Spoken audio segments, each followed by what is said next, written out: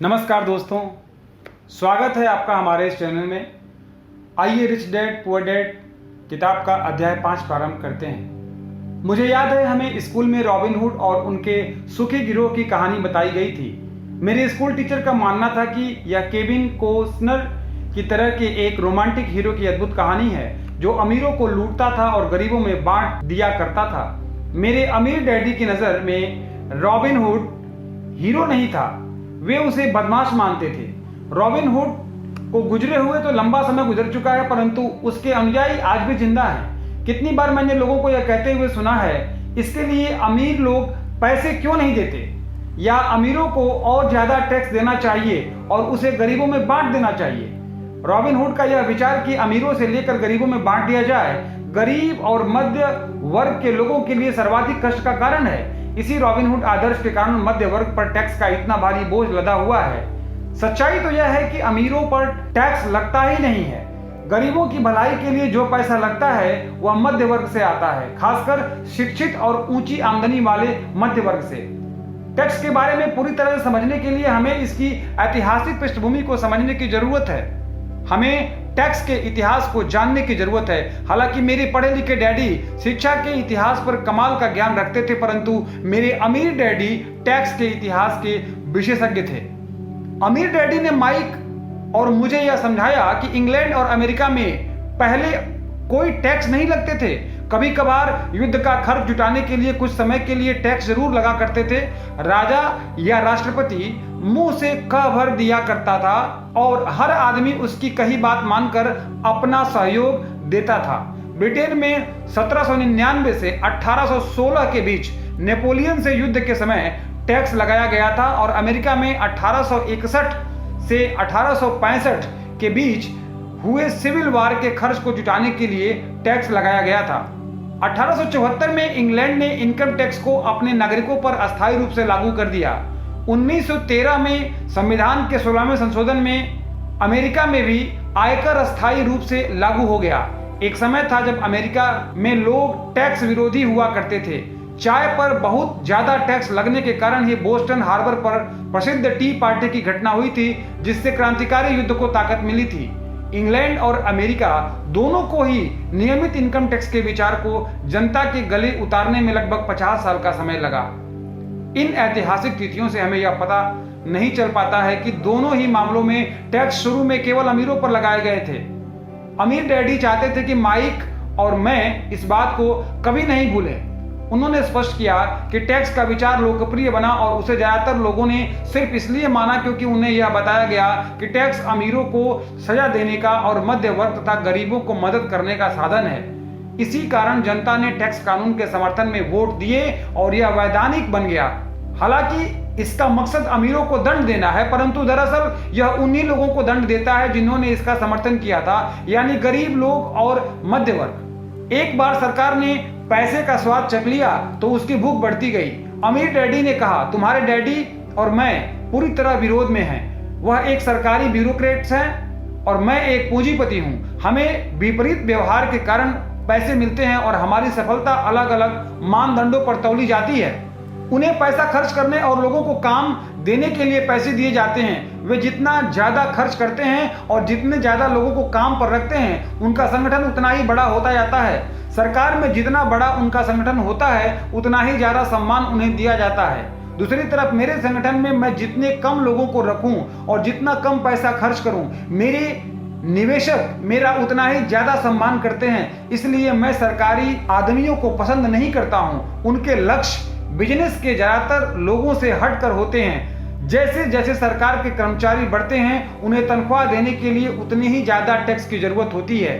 मेरे पढ़े लिखे डैडी इस बात में भरोसा करते थे कि सरकार को लोगों की मदद करनी चाहिए। वे जॉन एफ कैनेडी से प्रेम करते थे और खासकर पीस कॉर्प्स के विचार से। वे इस विचार को इतना ज्यादा चाहते थे, वे और मेरी माँ दोनों ही पीस कॉर्प्स के लिए काम करते थे और मलेशिया, थाईलैंड और फिलीपींस जाने वाले स्वयंसेवकों को प्रशिक्षित किया करते थे।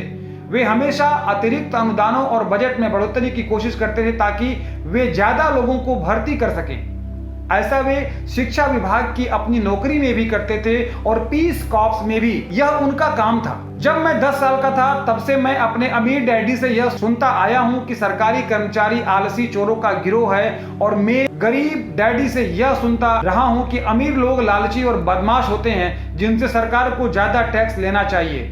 दोनों ही विचारों के पक्ष में तर्क दिए जा सकते हैं। मेरे लिए यह बहुत मुश्किल था, क्योंकि एक तरफ तो मैं शहर के सबसे बड़े उद्योगपतियों में से एक के लिए काम करता था और दूसरी तरफ जब मैं घर आता था तो वह मेरे डैडी होते थे जो एक नामी सरकारी नेता थे। यह तय करना आसान नहीं था कि कौन सही बोल रहा है और किसकी बात पर मुझे भरोसा करना चाहिए। परंतु जब आप टैक्स के इतिहास का अध्ययन करते हैं तो एक दिलचस्प पहलू सामने आता है। जैसा मैंने कहा कि टैक्स का लागू होना सिर्फ इसलिए संभव हो सका क्योंकि जनता रॉबिनहुड के अर्थशास्त्रीय सिद्धांत में भरोसा करती थी, जिसमें अमीरों से लेकर बाकी सब में बांट दिया जाता है। समस्या यह थी कि सरकार की पैसे की भूख इतनी बढ़ गई कि जल्द ही मध्य वर्ग पर भी टैक्स लगने लगा और वहां से धीरे धीरे टैक्स का बोझ नीचे की तरफ आता गया। दूसरी तरफ अमीरों ने इसे एक मौके की तरह देखा। वे उन्हीं नियमों से नहीं खेलते हैं जिनसे जनता खेलती है। जैसा मैंने बताया है, अमीर पहले ही कॉरपोरेशन के बारे में जानते थे जो पानी के जहाजों के दिनों में लोकप्रिय हुए थे। अमीरों ने हर समुद्री यात्रा की संपत्ति के जोखिम को सीमित करने के लिए कॉरपोरेशन का उपयोग किया। अमीर लोग हर समुद्री यात्रा के लिए पैसा जुटाने के लिए कॉरपोरेशन में अपना पैसा डालते थे। फिर यह कॉरपोरेशन न्यू वर्ल्ड में खजाने की खोज के लिए नाविकों को भर्ती करता था। अगर जहाज डूब जाता था तो नाविकों की जान जाती थी, परंतु अमीर लोगों को सिर्फ इतना ही नुकसान होता था कि उनका वह पैसा डूब जाता था जो उन्होंने उस समुद्री यात्रा के लिए दिया था। आगे आने वाला चित्र दर्शाता है कि किस तरह कॉरपोरेट स्ट्रक्चर आपके इनकम स्टेटमेंट और बैलेंस शीट के बाहर बैठता है। अमीर लोग किस तरह खेल को खेलते हैं। ये तस्वीर में आप देख सकते हैं। सबसे ऊपर कॉलम में आय और नीचे व्यय और टैक्स दिखाया गया है। घटी हुई कर योग्य आय, पर्सनल कॉरपोरेशन, व्यय और आय को सामंजस्य स्थापित करते हुए संपत्ति और दायित्व का चित्रण किया गया है। कॉरपोरेशन के कानूनी ढांचे की ताकत के ज्ञान से अमीरों को गरीबों और मध्य वर्ग की तुलना में बहुत ज्यादा फायदा मिलता है। मुझे 2 डैडियों ने शिक्षा दी थी, जिनमें से एक समाजवादी थे और दूसरे पूंजीपति। मुझे जल्द ही यह महसूस हुआ कि पूंजीपति में पैसे की ज्यादा समझ है।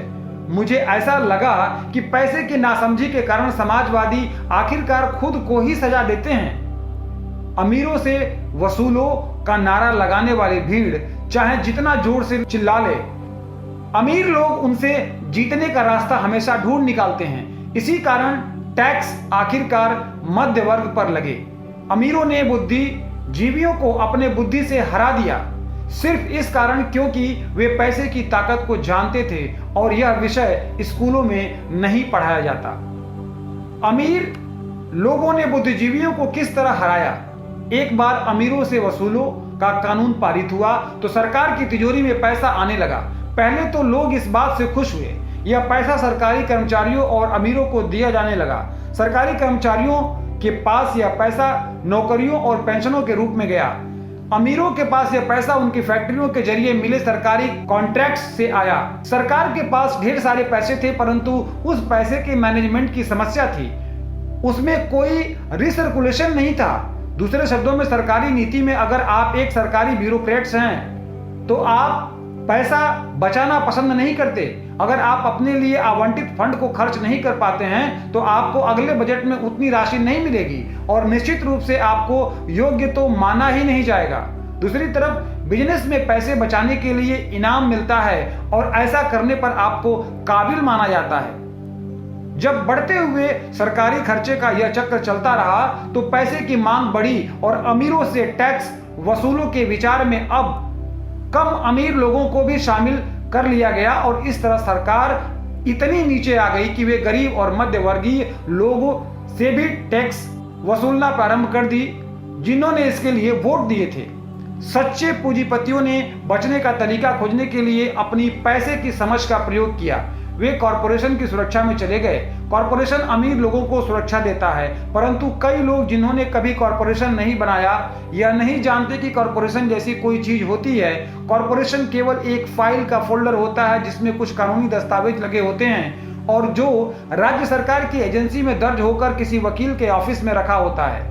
यह कोई बड़ी बिल्डिंग नहीं होती जिसके बाहर कॉरपोरेशन का नाम लिखा होता है, या कोई फैक्ट्री या लोगों का समूह भी नहीं होता। कॉरपोरेशन केवल एक कानूनी दस्तावेज है जो एक ऐसी कानूनी देह बना देता है जिसकी कोई आत्मा नहीं होती। अमीरों की संपत्ति एक बार फिर सुनिश्चित हो गई।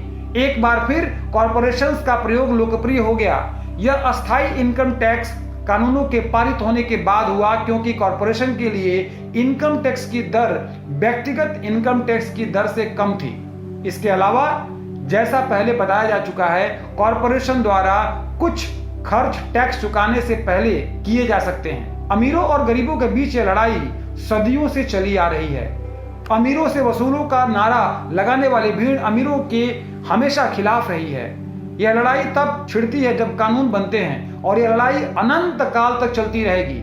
समस्या यह है कि जो लोग हारते हैं उनमें समझ की कमी है। हारने वाले लोग वे हैं जो हर सुबह उठकर तैयार होते हैं और अपनी नौकरी में कड़ी मेहनत करते हैं और उस पर टैक्स देते हैं। अगर वे यह समझ पाते कि अमीर लोग किस तरह से पैसे का खेल खेलते हैं तो वे भी इस खेल को उसी तरह से खेल सकते, फिर वे भी पैसे से आजाद हो सकते हैं और अमीर बन सकते हैं। इसलिए मैं हर बार सिहर जाता हूं जब भी मैं किसी को अपने बच्चे को यह सलाह देते हुए सुनता हूं कि स्कूल जाओ ताकि सुरक्षित नौकरी मिल सके। जिस कर्मचारी में पैसे की समझ नहीं है वह बच नहीं सकता, चाहे उसकी नौकरी कितनी भी सुरक्षित क्यों न हो। औसत अमेरिकी व्यक्ति आज सरकार के लिए 5 से 6 महीने काम करता है ताकि वह टैक्स चुकाने के लिए पैसा जमा कर सके। मेरे विचार में यह समय बहुत ज्यादा है। आप जितनी मेहनत करते हैं आपको सरकार को उतना ही ज्यादा टैक्स देना पड़ता है। इसलिए मेरा मानना है कि अमीरों से वसूलों का नारा उन्हीं लोगों पर भारी पड़ गया जिन्होंने इसके लिए वोट दिया था। हर बार लोग अमीरों को सजा देने की कोशिश करते हैं। अमीर लोग चुपचाप उसका पालन नहीं करते हैं बल्कि वे पलट कर वार करते हैं। उनके पास पैसा, ताकत और इरादा होता है जिनके दम पर वे चीजों को बदल सकते हैं। वे चुपचाप बैठकर स्वेच्छा से ज्यादा टैक्स नहीं चुकाते। वे ऐसे तरीके खोजते हैं जिनसे उन पर टैक्स का कम से कम बोझ पड़े। इसके लिए वे चतुर और स्मार्ट वकीलों तथा अकाउंटेंट्स की सेवाएं लेते हैं और राजनेताओं को मनाते हैं कि वे कानून बदलें या कानूनी बचाव के रास्ते बनाएं। उनके पास परिवर्तन करवाने के लिए जरूरी संसाधन होते हैं। अमेरिका का टैक्स कानून भी टैक्स बचाने के लिए कई रास्ते प्रदान करता है। इनमें से ज्यादातर रास्ते हर एक के लिए खुले हैं, परंतु इनका फायदा सामान्य तौर पर अमीर लोग ही उठाते हैं क्योंकि वे इनकी खोज करते हैं। और ऐसा इसलिए होता है क्योंकि वे अपने काम से काम रखते हैं। उदाहरण के तौर पर लोकप्रिय शब्द 1031 इंटरनल रेवेन्यू कोड के अनुच्छेद 1031 का संक्षिप्त रूप है, जिससे रियल एस्टेट बेचने वाले को टैक्स चुकाने में देरी करने का मौका मिलता है अगर वह ज्यादा महंगे रियल एस्टेट को खरीदता है और सौदेबाजी में फायदा नहीं लेता। रियल एस्टेट एक ऐसा पूंजी निवेश है जो इतना बड़ा टैक्स लाभ देता है। जब तक आप कम कीमत की प्रॉपर्टी बेचकर ऊंची कीमतों में बड़ी प्रॉपर्टी खरीदते हैं तो आपको तब तक टैक्स देना नहीं पड़ता जब तक कि आप उसे नकद ही न रखना चाहें। जो लोग कानून द्वारा दी गई इन टैक्स की छूटों का लाभ नहीं उठाते वे अपने संपत्ति वाले कॉलम को बनाने का एक बहुत बड़ा मौका खो देते हैं। गरीबों और मध्य वर्ग के पास उतने संसाधन नहीं होते। वे चुपचाप बैठे रहते हैं और सरकार की सुइयों को अपनी बाह पर लगने देते हैं और ब्लड डोनेशन की इजाजत दे देते हैं। आज मैं ज्यादा टैक्स चुकाने वाले या कम छूट लेने वाले लोगों की संख्या से लगातार स्तब्ध होता रहता हूं और वे ऐसा सिर्फ इसलिए करते हैं क्योंकि वे सरकार से डरते हैं। और मैं जानता हूं कि सरकारी टैक्स एजेंट कितना डरावना होता है। मेरे कुछ दोस्त हैं जिनके बिजनेस बंद हो गए हैं और इसके लिए सरकार दोषी थी। मुझे यह सब पता है, परंतु जनवरी से लेकर मई के पहले पखवाड़े तक सरकार के लिए काम करना एक बहुत बड़ी कीमत है जो हम टैक्स के डर के कारण चुकाते हैं। मेरे गरीब डैडी ने कभी पलट कर वार नहीं किया। मेरे अमीर डैडी ने भी ऐसा नहीं किया। उन्होंने केवल खेल को चतुरता से खेला और उन्होंने ऐसा कॉरपोरेशंस के माध्यम से किया जो अमीरों का सबसे बड़ा रहस्य है। अमीर डैडी से मेरा पहला सीखा गया सबक आपको याद होगा। मैं 9 साल का बच्चा था और मुझे उनसे बात करने के लिए बहुत समय तक इंतजार करना पड़ा था। मैं अक्सर उनके ऑफिस में बैठकर उनका इंतजार करता था। वे जानबूझकर मुझे नजरअंदाज करते रहते थे। वे चाहते थे कि मैं उनकी ताकत को पहचानूं और एक दिन खुद भी इतना ही ताकतवर बनना चाहूं। जितने भी समय तक मैंने उनके मार्गदर्शन में पढ़ा और सीखा, उन्होंने मुझे हमेशा याद दिलाया कि ज्ञान ही ताकत है और पैसे के साथ जो बड़ी ताकत आती है उसे बनाए रखने के लिए और उसे कई गुना करने के लिए सही ज्ञान की जरूरत होती है। उस ज्ञान के बिना संसार आपको इधर उधर धक्के मारता रहता है। अमीर डैडी हमेशा माइक और मुझे यह याद दिलाया करते थे कि सबसे ज्यादा डरावना व्यक्ति बॉस या सुपरवाइजर नहीं होता बल्कि टैक्समैन होता है। अगर आप उसे मौका देते हैं तो टैक्समैन हमेशा आपसे से ज्यादा वसूल कर लेगा। पैसा मेरे लिए काम करे, मैं पैसे के लिए काम न करूं। मेरा यह पहला सबक दरअसल ताकत के बारे में है। अगर आप पैसे के लिए काम करते हैं तो आप ताकत को अपने बॉस के हाथ में दे देते हैं। अगर आपका पैसा आपके लिए काम करता है तो आप ताकत को अपने पास रखते हैं और उसे काबू में रखते हैं। एक बार हमें हमारे लिए काम करने वाले पैसे की ताकत का ज्ञान हो जाए, फिर हमें पैसे के लिहाज से स्मार्ट हो जाना चाहिए और हमें डराने वाले लोगों से निपटने के रास्ते ढूंढ लेने चाहिए। इसके लिए आपके पास कानून की समझ होनी चाहिए और इस बात की भी कि सिस्टम कैसे काम करता है। अगर आप अज्ञानी हैं तो आपको आसानी से डराया जा सकता है। अगर आप जानते हैं कि आप क्या कर रहे हैं तो आपके पास बचने का मौका होता है। इसलिए अमीर डैडी स्मार्ट टैक्स अकाउंटेंट्स और वकीलों को इतना ज्यादा वेतन देते थे। वकीलों को वेतन देना सरकार को टैक्स देने से सस्ता था। मेरे लिए उनका सर्वश्रेष्ठ सबक था, स्मार्ट बनो ताकि तुम्हें इधर उधर धक्के न दिए जा सकें। और मैंने जिंदगी भर इसे अपनाया है। वे कानून जानते थे क्योंकि वे कानून का आदर करते थे। वे कानून जानते थे क्योंकि कानून न जानना बहुत महंगा साबित हो सकता था। अगर आप जानते हैं कि आप सही हैं तो आप किसी से भी उलझने से नहीं डरेंगे, चाहे आपका मुकाबला रॉबिन हुड और उसके गिरोह से ही क्यों ना हो। मेरे पढ़े लिखे डैडी मुझे हमेशा प्रोत्साहित करते थे कि मैं किसी अच्छे कॉरपोरेशन में बढ़िया सी नौकरी खोजूं। वे मुझे हमेशा उन अच्छाइयों के बारे में बताते थे जो कॉरपोरेट श्रेणी पर चढ़ने से हासिल की जा सकती है। वे यह नहीं समझ पाते थे कि कॉरपोरेट नियोक्ता से मिलने वाले वेतन के चेक पर पूरी तरह निर्भर रहने से मैं एक ऐसी दुधारू गाय बन जाता था जिसे दूहा जा सकता है। जब मैंने अपने अमीर डैडी को अपने डैडी की सलाह बताई तो वे केवल हंसे। उन्होंने सिर्फ यही कहा, सीढ़ी का मालिक ही क्यों न बना जाए। बचपन में मुझे यह समझ में नहीं आया था कि अपने कॉरपोरेशन के मालिक होने से अमीर डैडी का क्या मतलब था। यह एक ऐसा विचार था जो असंभव और डरावना लग रहा था। हालांकि मैं इस विचार से रोमांचित था, परंतु मेरी कम उम्र में मैं इस संभावना पर विचार ही नहीं कर पा रहा था कि वयस्क लोग किस दिन मेरी कंपनी में काम करेंगे। मुद्दे की बात यह है कि अगर अमीर डैडी नहीं होते तो मैं अपने पढ़े लिखे डैडी की सलाह का पालन कर रहा होता। मेरे अमीर डैडी के बार बार याद दिलाने के कारण ही मेरे अपने कॉरपोरेशन का विचार जीवित रहा और यह मुझे एक अलग राह पर चलाता रहा। जब मैं 15 या 16 साल का था तो मैं जानता था कि मैं उस राह पर नहीं चलने वाला जो मेरे पढ़े लिखे डैडी ने बताई थी। मैं नहीं जानता था कि मैं ऐसा किस तरह करूंगा, परंतु मैंने दृढ़ निश्चय कर लिया था कि मैं भीड़ के साथ नहीं चलूंगा और उस दिशा में नहीं जाऊंगा जिस तरफ मेरे सहपाठी जा रहे थे। इस फैसले ने मेरी जिंदगी बदल दी। जब तक मैं 25 साल का हुआ तब तक मेरे अमीर डैडी की सलाह मुझे पूरी तरह समझ में नहीं आई थी। मैंने हाल ही में मरीन कॉर्प्स छोड़ी थी और मैं जेरोक्स के लिए काम करता था। मुझे बहुत पैसा मिल रहा था, परंतु हर बार जब भी मैं अपनी तनख्वाह के चेक को देखता था तो मुझे हमेशा निराशा होती थी। कटौतियां इतनी ज़्यादा थीं और जितना ज़्यादा मैं काम करता था कटौतियां उतनी ही ज़्यादा होती थीं। जब मैं ज़्यादा सफल होने लगा तो मेरे वरिष्ठ बॉस मेरे प्रमोशन और तनख्वाह बढ़ाने की बातें करने लगे। यह सुनने में अच्छा लगता था, परंतु मैं अपने कानों में अपने अमीर डैडी की यह आवाज़ भी सुन सकता था, तुम किसके लिए काम कर रहे हो, तुम किसे अमीर बना रहे हो। 1974 में जेरोक्स के कर्मचारी के रूप में ही मैंने अपना पहला कॉरपोरेशन बनाया और अपने काम से काम रखना शुरू कर दिया। पहले से ही मेरे संपत्ति वाले कॉलम में कुछ संपत्तियां मौजूद थी, परंतु अब मैंने ठान लिया था कि उन्हें ज्यादा बढ़ाया जाए। कटौतियों वाली तनख्वाह को देख देख कर मुझे अमीर डैडी की सलाह में समझदारी दिखने लगी थी। अगर मैं अपने पढ़े लिखे डैडी की सलाह पर चलता तो मुझे अपना भविष्य साफ नजर आ रहा था। कई नियोक्ता यह अनुभव करते हैं कि अगर कर्मचारी अपने काम से काम रखें तो यह उनके बिजनेस के लिए बुरा होता है। मुझे विश्वास है कि ऐसा कुछ लोगों के साथ हो सकता है, परंतु मेरे साथ ऐसा नहीं था। एक बार मैंने अपने काम से काम रखने की ठान ली और अपनी संपत्तियां बढ़ाना शुरू कर दिया तो मैं एक बेहतर कर्मचारी बन गया। मेरे पास अब एक लक्ष्य था। मैं सुबह जल्दी आ जाया करता था और मेहनत से काम करता था और इस तरह ज्यादा से ज्यादा पैसे कमाता था ताकि मैं उसे रियल एस्टेट में निवेश कर सकूं।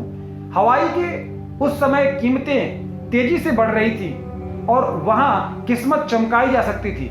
जितना ही ज्यादा मुझे यह लगा कि वहां निवेश की संभावनाएं हैं, उतनी ही ज्यादा जेरोक्स मशीनें मैंने बेची। मैंने जितनी ज्यादा मशीनें बेची मुझे उतना ही ज्यादा पैसा मिला और हाँ, मेरी तनख्वाह के चेक से उतनी ही ज्यादा कटौतियां हुई। यह प्रेरणादायक था। मैं कर्मचारी होने के जाल से बाहर निकलना चाहता था और इसलिए मैं कम मेहनत करने के बजाय ज्यादा कड़ी मेहनत करता था। 1978 तक मैं सेल्स में चोटी के 5 लोगों में से एक था। प्रायः नंबर 1। मैं चूहा दौड़ से बहुत जल्दी बाहर निकलने के लिए बेताब था। 3 साल से भी कम समय में मैं जेरोक्स की तुलना में अपने छोटे से कॉरपोरेशन से कहीं ज्यादा कमा रहा था, जबकि मेरा कॉरपोरेशन रियल एस्टेट में निवेश करने वाली कंपनी थी और वह पैसा जो मैं अपने कॉरपोरेशन में अपनी संपत्ति वाले कॉलम में बना रहा था, वह पैसा मेरे लिए काम कर रहा था। मुझे कॉपियर बेचने के लिए दरवाजे खटखटाने की जरूरत नहीं थी। अमीर डैडी की सलाह में मुझे ज्यादा समझदारी दिख रही थी। जल्दी ही मेरी प्रॉपर्टी से आने वाला कैश फ्लो इतना ज्यादा हो गया कि मेरी कंपनी ने मेरे लिए मेरी पहली कार खरीद दी। जेरोक्स के लोगों को लगा कि मैं अपने कमीशन बेच रहा हूं, परंतु मैं ऐसा नहीं कर रहा था। मैं अपने कमीशन को संपत्तियों वाले कॉलम में निवेश कर रहा था। मेरा पैसा और ज्यादा पैसा कमाने के लिए कड़ी मेहनत कर रहा था। मेरी संपत्ति वाले कॉलम का हर डॉलर एक बढ़िया कर्मचारी था जिसकी कड़ी मेहनत के कारण और ज्यादा कर्मचारी तैयार होते थे और वे सब मिलकर अपने बॉस को एक नई कार तोहफे के रूप में दे देते थे और वह भी टैक्स चुकाने के पहले। मैंने जेरोक्स के लिए ज्यादा कड़ी मेहनत करना शुरू कर दिया। मेरी योजना सही तरह से चल रही थी और मेरी कार इसका जीता जागता सबूत थी। अपने अमीर डैडी से सीखे गए सबक के कारण मैं उस चूहा दौड़ के मिथक से बाहर निकलने में सफल हो सका था और कम उम्र में ही एक नियोक्ता बन गया था। यह पैसे की समझ से ही संभव हुआ था। इस वित्तीय ज्ञान के बिना, जिसे मैं फाइनेंशियल आईक्यू कहूंगा, आर्थिक स्वतंत्रता की मेरी राह में बहुत ज्यादा मुश्किलें आई होती। अब मैं फाइनेंशियल सेमिनारों में दूसरों को इस आशा के साथ सिखाता हूं ताकि मैं उनके साथ अपना ज्ञान बांट सकूं। जब भी मैं लेक्चर देता हूं तो मैं लोगों को यह याद दिलाता हूं कि फाइनेंशियल आईक्यू विशेषज्ञता के 4 बड़े क्षेत्रों में आने वाले ज्ञान से बनता है।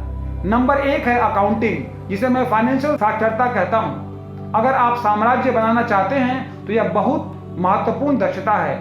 आप जितने ज्यादा धन के लिए जिम्मेदार होंगे उतनी ही ज्यादा सूक्ष्मता की जरूरत होगी, नहीं तो आपका साम्राज्य ताश के पत्तों के महल की तरह ढह जाएगा। यह बाएं मस्तिष्क का पहलू है जिसमें वर्णन या सूक्ष्मता जरूरी है। फाइनेंशियल साक्षरता वह योग्यता होती है जिसके सहारे फाइनेंशियल स्टेटमेंट को पढ़ा और समझा जा सकता है। इस योग्यता से आप किसी भी व्यवसाय की कमजोरियों और मजबूतियों को पहचान सकते हैं। नंबर 2 है निवेश, जिसे मैं पैसे से पैसे बनाने का विज्ञान कहता हूं। इसमें तकनीकों, रणनीतियों और फार्मूलों की जरूरत होती है। यह मस्तिष्क का दायां पहलू है, यानी रचनात्मक पहलू। नंबर 3 है बाजार की समझ, मांग और पूर्ति का विज्ञान। बाजार के तकनीकी पहलुओं को जानने की जरूरत है जो कि भावनाओं द्वारा संचालित होते हैं। 1996 में क्रिसमस के दौरान टिकल मी एल्मो डॉल का प्रकरण भी तकनीकी या भावनाओं द्वारा संचालित बाजार का उदाहरण है। बाजार का दूसरा तत्व निवेश की मूलभूत या आर्थिक समझ है। क्या किसी निवेश में समझदारी है या वर्तमान बाजार की परिस्थितियों के हिसाब से ऐसा करना नासमझी है? कई लोग यह सोचते हैं कि बाजार को समझना या निवेश की अवधारणाएं बच्चों को समझ में नहीं आएंगी क्योंकि ये जटिल होती हैं। वे यह नहीं देख पाते कि बच्चे इन विषयों को अनुभूति से समझ लेते हैं। जो लोग एल्मो डॉल से परिचित नहीं होंगे उनके लिए यह एक सीसम स्ट्रीट कैरेक्टर थी जिसे क्रिसमस के पहले बच्चों में खूब प्रचारित किया गया था। लगभग सभी बच्चे इसे खरीदना चाहते थे और अपने क्रिसमस की सूची में उन्होंने इसे सबसे ऊपर रखा था। परंतु क्रिसमस के लिए इसका विज्ञापन करने के बाद जब यह बाजार से गायब हो गई तो कई लोग यह सोचने लगे कि कहीं कंपनी ने जानबूझकर तो इसे बाजार से गायब नहीं कर दिया है। इसकी मांग बहुत ज्यादा थी और पूर्ति बहुत कम, इसलिए बाजार में भगदड़ और हड़बड़ी का माहौल बन गया। स्टोर्स में जब खरीदने के लिए कोई डॉल नहीं बची तो दुकानदारों और दूसरे खिलौने बनाने वालों ने इसमें मुनाफा कमाने का मौका देखा। जिन्हें डॉल नहीं मिल पाई वे दुर्भाग्यशाली मम्मी डैडी क्रिसमस के लिए कोई दूसरा खिलौना खरीदने के लिए मजबूर हो गए। टिकल मी एल्मो डॉल की अविश्वसनीय लोकप्रियता मेरी समझ में नहीं आई, परंतु यह मांग और पूर्ति के अर्थशास्त्र का बढ़िया उदाहरण है। यही बात स्टॉक, बॉन्ड, रियल एस्टेट और बेसबॉल कार्ड बाजारों पर लागू होती है। नंबर 4 है कानून। उदाहरण के तौर पर अकाउंटिंग, निवेश और बाजारों की तकनीकी दक्षताओं के सहारे कॉरपोरेशन का प्रयोग विस्फोटक वृद्धि प्रदान कर सकता है। कोई भी आदमी जिसे कॉरपोरेशन द्वारा दिए जाने वाले टैक्स, फायदों और सुरक्षा का ज्ञान हो, वह बहुत ज्यादा तेजी से तरक्की कर सकता है और अमीर बन सकता है, जो किसी कर्मचारी या छोटे बिजनेस के मालिक के लिए संभव नहीं है। इसमें उतना ही अंतर है जितना पैदल चलने वाले और उड़ने वाले में होता है। यह अंतर बहुत ज्यादा होता है जब हम इसे दीर्घकालीन संपत्ति के संदर्भ में देखते हैं। पहला है टैक्स लाभ। एक कॉरपोरेशन कई ऐसी चीजें कर सकता है जो एक आदमी नहीं कर सकता, जैसे कि यह टैक्स देने के पहले खर्च कर सकता है। यह विशेषज्ञता का एक ऐसा क्षेत्र है जो बहुत रोमांचक है, परंतु इसमें अंदर घुसना तब तक जरूरी नहीं है जब तक कि आपका बिजनेस या संपत्ति बहुत बड़ी ना हो। कर्मचारी मानते हैं और टैक्स चुकाते हैं और फिर जो बचता है उससे अपना खर्च चलाते हैं। एक कॉरपोरेशन कमाता है, जितना खर्च कर सकता है करता है और फिर बची हुई रकम पर टैक्स चुकाता है। यह अमीरों द्वारा इस्तेमाल किया जाने वाला सबसे बड़ा कानूनी बचाव का रास्ता है। इन्हें बनाना आसान है और बहुत ज्यादा महंगा नहीं है, बशर्ते कि आपके पास अपने खुद के निवेश हों जो अच्छा कैश फ्लो दे रहे हों। उदाहरण के तौर पर अपने कॉरपोरेशन का फायदा यह है, घूमने जाने का कार्यक्रम हवाई में बोर्ड मीटिंग बन जाता है। कार का भुगतान, बीमा, रिपेयर इत्यादि कंपनी खर्च में डाल दिए जाते हैं। हेल्थ क्लब की सदस्यता भी कंपनी खर्च है। ज्यादातर रेस्टोरेंट के डिनर भी आंशिक व्यय हैं और भी ऐसे बहुत से खर्च हैं जो टैक्स चुकाने के पहले किए जाते हैं। कानूनी मुकदमों से सुरक्षा। हम एक कानूनी समाज में रह रहे हैं। हर आदमी आपसे फायदा चाहता है। अमीर लोग अपने क्रेडिटर्स से अपनी अधिकतम संपत्ति को छुपाने के लिए कॉरपोरेशंस और ट्रस्ट का सहारा लेते हैं। जब भी कोई किसी अमीर आदमी पर दावा ठोकता है तो उसे यह पता चलता है कि वह कानूनी कवच से घिरा हुआ है और दरअसल उस अमीर आदमी के पास कोई संपत्ति है ही नहीं। वे हर चीज पर नियंत्रण रखते हैं, परंतु वे किसी चीज के मालिक नहीं होते। गरीब और मध्य वर्गीय लोग हर चीज के स्वामी होने की कोशिश करते हैं और इसलिए जब उन पर दावा ठोका जाता है तो वे सरकार या अपने साथी नागरिकों के हाथों अपनी संपत्ति खो देते हैं। उन्होंने रॉबिन हुड की कहानी से यह सीखा है कि अमीरों से वसूलो, गरीबों में बांट दो। इस पुस्तक का लक्ष्य यह नहीं है कि कॉरपोरेशन बनाने का तरीका बताया जाए, परंतु मैं कहूंगा कि अगर आपके पास किसी तरह की वैध संपत्ति हो तो आप जितनी जल्दी हो सके कॉरपोरेशन द्वारा दिए जाने वाले फायदों और सुरक्षा के बारे में ज्यादा जान लें। इस विषय पर कई पुस्तकें लिखी गई हैं जो इन फायदों के बारे में विस्तार से बताती हैं और कॉरपोरेशन बनाने के लिए जरूरी सीढ़ियों को भी समझाती हैं। एक पुस्तक खास तौर पर बहुत अच्छी है जिसका शीर्षक है थिंक एंड ग्रो रिच। यह पुस्तक कॉरपोरेशन की ताकत का बखूबी वर्णन करती है।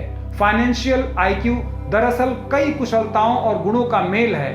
मैं तो यही कहूंगा कि यह ऊपर बताई गई 4 तकनीकी दक्षताओं का समन्वय है जो मूलभूत फाइनेंशियल ज्ञान का आधार है। अगर आप बहुत ज्यादा पैसा कमाना चाहते हैं तो इन दक्षताओं के समन्वय से आपका फाइनेंशियल ज्ञान बहुत ज्यादा बढ़ जाएगा। संक्षेप में, कॉरपोरेशन के मालिक अमीर लोग होते हैं। कॉरपोरेशन के लिए काम करने वाले कर्मचारी कमाते हैं। कॉरपोरेशन के मालिक अमीर लोग होते हैं, ये कमाते हैं, खर्च करते हैं, टैक्स चुकाते हैं। कॉरपोरेशन के लिए काम करने वाले कर्मचारी कमाते हैं, टैक्स चुकाते हैं, खर्च करते हैं। आपकी संपूर्ण फाइनेंशियल रणनीति के लिए हम आपकी संपत्तियों के चारों तरफ कॉरपोरेशन का कवच लपेटने की बहुत ज्यादा सलाह देते हैं। तो दोस्तों, इसी के साथ अध्याय 5 समाप्त हुआ। बहुत जल्द अध्याय 6 के साथ अगले एपिसोड में हम आपसे मिलेंगे। तब तक के लिए विदा चाहेंगे। नमस्कार।